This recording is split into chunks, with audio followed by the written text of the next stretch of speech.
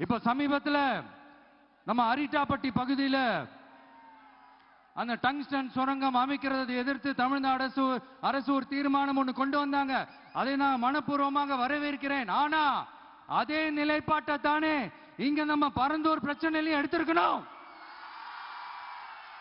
எடுக்கணும். ஏன் செய்யல? ஏன்னா இந்த விமான நிலையத்தையும் தாண்டி இந்த திட்டத்தில் அவங்களுக்கு ஏதோ ஒரு லாபம் இருக்குது.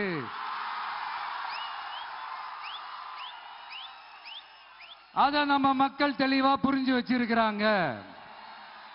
நீங்க எதிர்கட்சியா இருக்கும் போது 8 வழிச்சாலையை எதிர்த்தீங்க, அந்த காட்டுப்பள்ளி துறைமுகத்தை எடுத்தீங்க. அதே தானே இங்கேயும், அதே நிலைப்பாடு தானே இங்கேயும் எடுக்கணும்.